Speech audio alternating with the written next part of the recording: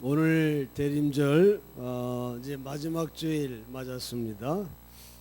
우리가 주님을 오심을 기다리면서 오늘 주의전에 나와 하나님께 예배하는 성도님들 주의 이름으로 환영하며 주님의 은혜가 충만하시기를 축원합니다. 오늘 우리가 함께 읽은 이사야서 40장은 메시아의 오심을 예언하고 있는 아주 대표적인 글입니다. 너희는 광야에서 여호와의 길을 예비하라, 이렇게 3절에 외치고 있는 자의 소리가 울려 퍼지고 있습니다. 옛날에 임금이 행차를 맞을 때는 많은 준비가 필요하지요. 그와 마찬가지로 그리스도를 맞이하는 자도 준비가 필요하다 하는 것을 말하고 있습니다. 제일 먼저 주님이 가장 기뻐하시는 준비는 뭘까요? 우리가 주의 길을 예비하는데 제일 먼저 해야 할 준비는 바로 회개입니다. 오늘 본문의 예언의 성취가 신약 성경의 세례 요한에게서 나타났죠. 세례 요한은 광야에서 그리스도의 길을 예비하며 그가 외치기를 회개하라, 천국이 가까웠다. 너희는 회개하여 합당한 열매를 맺으라. 그렇게 세례 요한이 외쳤습니다. 이 세례 요한은 메시아의 길을 예비하러 온 광야의 소리라고 자기 자신을 소개하고 있습니다. 옛날 임금이 행차할 때는 미리 그 길을도 평탄하게 하고 주변의 모든 안전 점검을 다 하죠. 오늘 이사야가 예언하는 4절에 골짜기가 도두어지고 고르지 않은 곳이 평탄하게 되고 험한 곳이 평지가 된다고 하는 이런 준비도 바로 회개해서 깨끗하고 고든 마음의 준비를 해야 하는 것을 의미하는 그런 말씀입니다. 세례 요한은 회개를 외치면서 이렇게도 말합니다. 누가 너희를 가리켜 임박한 진노를 피하라 하더냐. 이렇게 말함으로써 하나님의 진노가 아주 임박했다고 그런 말을 했습니다. 사실 우리 모두에게 심판이 임박했다고 하는 사실을 우리도 기억해야 합니다. 허무한 세상 것들에 너무 집착하다가 주님 앞에 설 준비를 게을리하는 자가 되어서는 안 될 것입니다. 미국에서 한 신사가 말이에요. 결혼 20주년 기념으로 다이아몬드 반지를 사가지고 아주 재미있고 놀래주는 그런 방법으로 아내에게 주기 위해서 축 결혼기념 이렇게 쓰여진 풍선에다가 반지를 매달고는 자동차 뒷자리에 탁 띄워서 실었어. 집에 도착해서 크락션을 빵빵 누르니까 아내가 나와서는 그걸 보고 기뻐하는데 차문을 여는 순간 풍선이 바깥으로 하늘 높이 날아가며 사라지고 말았어요. 실제로 있었던 일이에요. 여러분, 물질도 명예도 내 육체도 풍선에 매달린 반지와 같다. 그 잊어서는 안 돼. 언제 사라질지 문 열리는 순간만을 기다리고 있는 인생이 우리의 인생이다 하는 거예요. 여러분, 죄 중에 가장 질이 나쁜 죄가 뭔지 아세요? 태만의 죄라고 그래요. 조금만 더 있다 하지.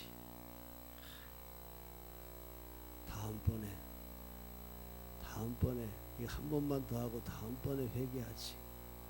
이렇게 자꾸 미루는 회개를 연기하는 죄. 요한계시록은 여기에 대해서 엄중하게 말합니다. 내가 내 행위를 아노니 내가 살았다 하는 이름은 가졌으나 죽은 자로다. 그러므로 회개하라. 만일 일 깨지 아니하면 내가 도적같이 이르니 어느 시에 내게 임하는지 내가 알지 못하리라. 계시록 3장 1절로 3절에 그렇게 말합니다. 일본군이 진주만을 공격하던 새벽에 말이죠. 미공군 전투기 조종사였던 해리 브라운이 잠깐 잠들었다가 비상벨에 깼습니다. 지난밤에 파티가 있어가지고 새벽에 아파트에 돌아와서 술 취한 상태에서 겨우 저고리만 벗어가지고 잠옷을 입고 잠깐 잠들었던 거예요. 그는 그냥 허겁지겁 자기 비행기로 향해서 활주로로 달렸는데 그는 파티용 바지에다가 잠옷 저고리를 걸친 채로 달렸습니다.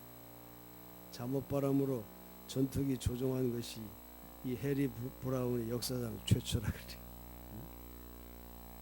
얼마나 다급했습니까? 여러분, 1945년 8월 어느 날 일본 히로시마 상공에 검은 물체가 나타나더니 말이죠. 하늘에 새카맣게 삐라를 뿌리고 사라졌지요. 그 삐라의 내용은 뭐였습니까? 히로시마 시민에게 알린다.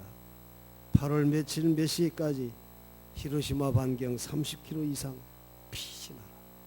피신하라. 그런 삐라였잖아요. 많은 시민들이 웃기는 소리 한다고 말이죠. 이게 무슨 이게 적군의 책략 아니냐 말이지. 뭐 믿지도 않고 말이지. 그냥 그대로 있다가 하루아침에 핵폭탄에 제물이 되고 말았습니다. 그 삐라를 보고 그대로 받아들인 소수의 피신한 자들이 역사적인 증인이 되고 있는 것을 우리가 알고 있습니다. 너희가 생각하지 않을 때에 인자가 오리라. 회개하라. 만일 깨어있지 아니하면 내가 도적같이 내게 이르리라. 여러분, 예수 그리스도의 이제 다시 오심은 이와 같다는 것입니다. 주님의 오심을 믿고 깨어 기다리는 지혜로운 다섯 처녀들이 되어야 할 겁니다. 세례 요한은 예수님의 오심을 소개하면서 도끼가 이미 나무 뿌리에 놓였다, 이렇게 심판의 심각성도 말했습니다. 요즘 크리스천들이 크리스마스를 맞는 것이 그저 가벼운 쇼핑과 파티의 기분으로 맞는 것이 아니라 즉각적인 회개만이 만왕의 왕인 예수를 안심하고 맞이할 수 있는 길이라고 하는 사실을 성경 우리에게 말해주고 있는 겁니다.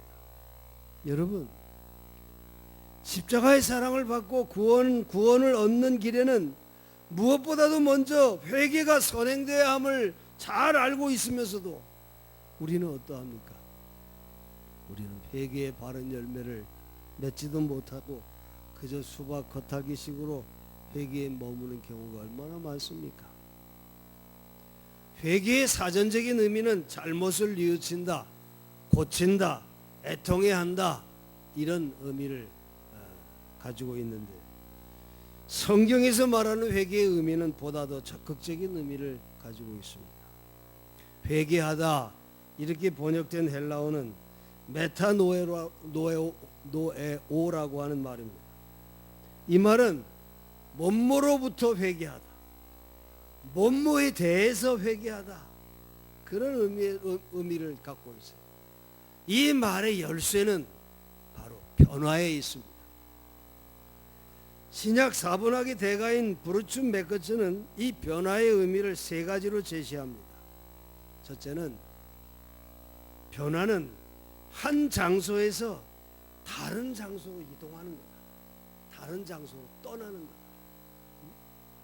그런 의미를 갖고 있고, 두 번째는 다른 형태로, 아주 새로운 형태로 바꾼다, 변형한다, 그런 의미를 가지고 있고, 세 번째는 생각과 목적을 바꾼다는 것,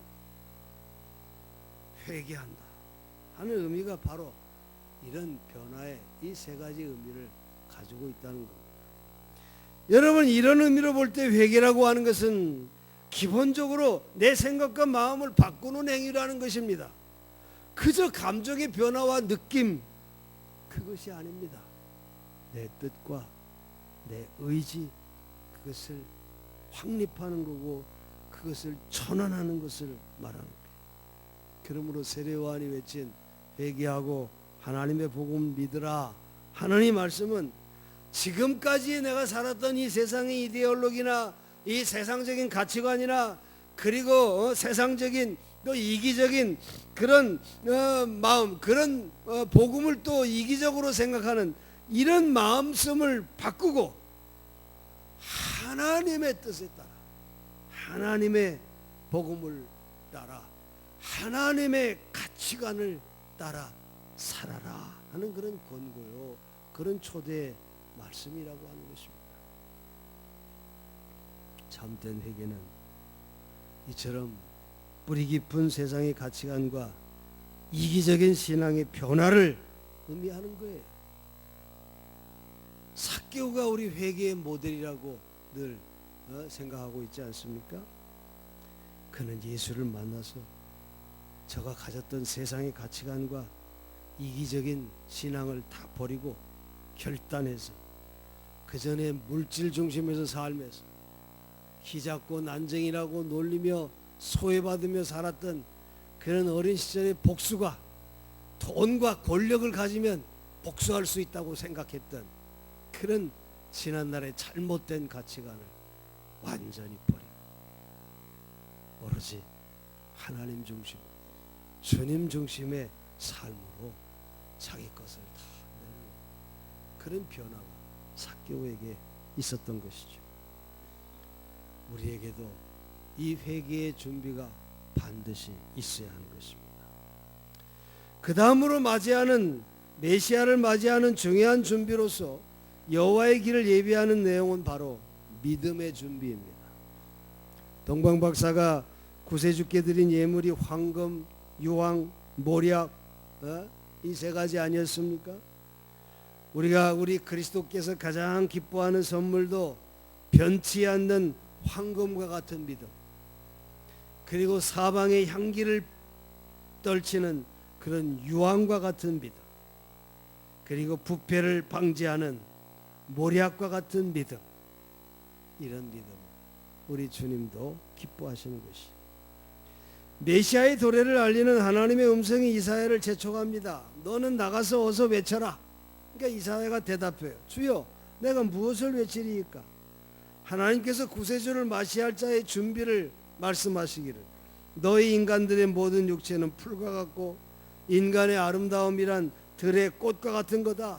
꽃은 마르고 풀은 마르고 꽃은 시드나 하나님의 말씀은 영영이 서 있다고 가서 외쳐라. 그렇게 오늘 본문이 말하고 있어요. 인간의 육체와 그 육체에 속한 모든 것들은 곧 시들고 사라질 것입니다. 그러므로 육체와 거기에 소속될 것을 의지할 것이 아니라 영원히 변치 않는 하나님의 약속, 하나님의 말씀을 믿는 그 믿음이 주님을 기쁨으로 맞이할 수 있는 준비가 된다 하는 것입니다. 세상은 노세 젊어서 노세 늙어지면 못 노나니 이게 뭐예요? 그저 세상에 있는 것이 전부인 양 사는 자들의 노래 아닙니까? 또 인생은 짧다, 후식부터 먹어라, 이런 말도 있어요. 이 코스 요리를 먹을 때 맛있는 후식이 나오기 전에 인생이 끝날 수도 있으니까 뭐 격식 차릴 거 없이 우선 맛있는 것부터 먹어 치우라고 하는 그런 말이에요. 다시 말하면 인생 짧은 인생인데 뭐 하고 싶은 것부터 마음대로 하면서 살아라 하는 그런 말과 같은 거죠. 세상만을 쳐다보며 사는 자는 이렇게 감각주의, 찰나주의, 현금주의, 쾌락주의 인생관을 가지고 산다는 겁니다. 그러나 여러분, 이사야의 인생관은 그와 정반대예요. 이사야도 인생이 불과 같이 짧다고 하는 점에서는 동의하고 있습니다. 그러나 이사야는 오히려 인생이 짧기 때문에 영원한 것을 바라보고 변치 않는 약속인 하나님의 말씀을 믿는 믿음이 가장 귀한 준비가 되어야 된다 그렇게 말하고 있는 겁니다. 이사야 40장에 나타난 메시아 대망의 믿음은 곧 인류의 소망이고 해방의 복음입니다. 이사야는 예언합니다. 너희는 위로하라. 내 백성을 위로하라. 그 노역의 때가 끝났고 그 죄악의 사함을 입었느니라. 그렇게 1, 2절에 말하고 있어요. 그리스도를 맞이하는 것은 죄 사함을 받는 구원의 날이요, 포로에서 모든 세상의 억압에서 석방되는 해방의 날이며 진정으로 내가 위로를 받을 수 있는 기쁨의 날이라고 하는 것입니다. 그러므로 그리스도를 향해 믿음을 갖는다고 하는 것은 미래에 대한 소망을 갖는 것을 말하는 거죠. 하늘나라를 바라본다고 하는 것은 내일이 오늘보다 더 낫다는 것을 믿는 것입니다. 내일이 더 낫기 때문에 그럼 오늘 아무렇게나 살아도 되느냐? 아니지요. 내일이 중요하고 오늘이 얼마나 중요하지 않을 수가 없어요. 오늘의 준비가 내일을 결정하기 때문에 그렇습니다. 오늘의 삶이 내일을 결정짓는다고 하는 사실이에요. 그래서 사실 신앙생활은 지금이 중요한 거예요. 아멘입니까? 오늘이 중요한 거예요. 지금 오늘 내가 어떻게 사느냐. 여러분, 이것보다 중요한 게 없다는 거예요. 그러므로 나는 점점 발전해 가고 점점 하나님께 가까워지는 것을 믿는 그런 믿음이 우리의 믿음이 되어야 하는 거예요. 동방박사는 별을 보고 죽음의 사막도 돌파하며 머나먼 길을 통과하지 않았습니까? 들의 목자들은 하늘의 광채를 보고 베들레헴으로 아주 전진했습니다. 소경 거지 바디메오는 앞이 안 보여도 소리를 높이 지르면서 앞으로 달려갔어요. 죄인 삭개오는 나무에서 굴러떨어지듯 내가 오늘 네 집에 유하야겠다. 그냥 굴러떨어지듯이 내려와서 예수님께 전진하지 않았어요? 예수 만나 구원받고 행복해진 사람들은 이렇게 모두가 불타는 소망 중에 전진하고 있는 모습인 것을 우리가 볼 수 있습니다. 이사야는 오늘 읽지 않았지만 9절에 보면 다시 이렇게 외칩니다. 아름다운 소식을 시온에 전하는 자여 너는 높은 산에 오르라. 그렇게 말하고 있어요. 그렇습니다, 여러분. 그리스도를 맞이할 자는 높은 산에 올라가는 자입니다. 믿음의 산, 소망의 산을 향해서 올라가는 자예요. 여러분, 우리는 내일을 알지 못합니다. 세상은 변해요. 정치 상황도 변할 겁니다. 경제 상황도 변합니다. 이념 전쟁도 변해요. 도시도 변하고 나라도 변하고 사람도 변합니다. 그러나 오직 변치 않는 것은 하나님의 약속, 하나님의 말씀인 것입니다. 그러므로 우리가 여기에 믿음과 소망을 두는 것 참으로 옳은 일이 아닐 수가 없어요. 사랑하는 성도 여러분, 주님의 오심을 맞이하기 위한 믿음의 준비가 여러분 되어 있습니까? 믿음은 단지 어떤 대상에 대한 인지나 신뢰의 영역에만 머문다면 그것은 믿음의 역사가 거기에 나타날 수가 없습니다. 여러분 꼭 기억해야 할 것은 믿음은 생활이 꼭 함께 가야 하는 것입니다. 믿음이라고 하는 것은 어떤 대상에 대한 막연한 신뢰나 동의를 넘어서서 구체적인 행동까지 영향을 미치는 일련의 가치체제, 그런 가치관을 의미하는 거예요. 바로 그 믿음으로 우리는 선거에서 누구를 선택하기도 하지 않습니까? 바로 그런 믿음으로 이래 나는 이렇게 절제하며 살겠다 이런 결단도 하지 않습니까? 우리가 또 그런 믿음을 가지고 마켓에 가면 그 많이 널려있는 여러 상품들 가운데 하나를 고르는 그런 선택을 하지 않아요? 이런 믿음이 이렇게 사소한 삶의 영역에까지 영향을 주는 것을 우리는 압니다. 여러분, 우리가 누구를 믿는다고 할 때 그 대상의 가치관을 내 것으로 하여 사는 것을 의미하는 것이 되어야 한다는 거예요. 여러분, 믿음, 소망, 사랑, 이건 명사형이 아닙니다. 다 동사형임을 잊어서는 안 돼요. 하나님의 말씀은 거의 다가 동사형이에요. 여러분, 믿음은 꼭 생활이 뒤에 붙어야 되는 거예요. 믿음 하나만 가지고는 안 되는 거예요. 믿음 생활, 내가 신뢰하는 가치관대로, 내가 신뢰하는 그런 의지하는 그 하나님의 뜻, 하나님의 말씀대로 내가 사는 것, 이게 믿음 생활이에요. 그렇습니다. 그러면 내 삶의 기준, 선택, 가치관, 그런 확립의 근거를 가지고 사는데, 그 근거는 바로 어디에 둬야 돼요? 하나님의 말씀에. 사랑하는 성도 여러분, 주님을 맞이하는 성도들이 되시기를 바랍니다. 여기에는 꼭 준비가 필요하다는 것 여러분 잊지 마세요. 어떤 준비가 필요해요? 회개의 준비와 믿음의 준비. 그렇습니다. 이 회개와 믿음은 서로 연관된 개념을 가지고 있어요, 여러분. 죄의 사전적인 정의는 관역을 벗어나다, 그런 의미예요. 그런데 성서에서 죄는 뭡니까? 하나님의 뜻에 어긋나거나 대치하는 상황, 그걸 죄라고 말하는 거예요. 엘리야가 갈멜산에서 말이야 이스라엘 백성을 향해서 이렇게 외치죠. 너희가 언제까지 하나님과 바알 사이에서 머뭇머뭇거리며 살 거냐? 너희는 오늘날 하나님을 택하든지 바알을 택하든지 결정하라. 나는 나와 나의 집은 여호와 하나님을 택할 것이다. 그렇게 말하죠. 우리가 하나님의 뜻을 떠나서 다른 신 혹은 다른 가치관, 그것을 따른다고 하는 것은 우리 마음가짐의 정체성뿐만이 아니라 선택과 행위의 행동 윤리 모두를 다 포함하는 거예요. 이런 것이 하나님의 뜻에 벗어나면 그것이 바로 뭐가 된다고요? 죄가 되는 것입니다. 여러분, 어떤 교회가 아름다운 교회일까요? 어떤 교회가 참 신앙의 공동체일까요? 하나님은 죄인을 불러 당신의 교회로 불러 모으셨습니다.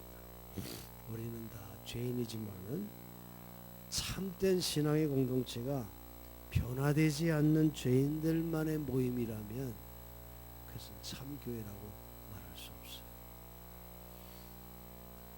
참 교회 공동체의 모습은 회개한 죄인들이 모인 것. 그래서 거기서 예수님의 정신에 입각해서 예수 안에 한 가족 공동체가 되고, 그리고 예수의 생각과 예수의 마음을 가지고 우리가 서로 한 마음이 되고 하나님의 뜻을 쫓고 복음을 따라서 충성을 다하려고 변화된 자들, 회개하여 변화된 죄인들이 모인 공동체. 참 아름다운 신앙 공동체의 모습이 아닐 수가 없을 것입니다. 우리 교회가 그런 주님의 사랑받는 교회가 되기를 바랍니다. 오늘 우리는 예수님의 가치관과 복음에서 떠나 세상의 가치관과 자기식의 복음을 쫓아가는 죄된 삶에서 반드시 회개해야 할 것입니다. 삶의 변화가 우리에게 이루어져야 할 것입니다. 하나님과 바알을 함께 섬길 수 없어요. 하나님과 물질을 함께 섬길 수 없다고 했습니다. 이 둘 사이에서 머뭇머뭇거리는 삶에서 우리는 결단하여 하나님을 선택하고 하나님의 편에 서는 것, 이것이 바로 믿음의 참된 모습인 것입니다. 사랑하는 성도 여러분, 이 회개와 준비를 철저히 해서 주님 오시는 길을 예비하고 주님을 맞이하는 성도가 되시기를 간절히 축원합니다. 기도하겠습니다.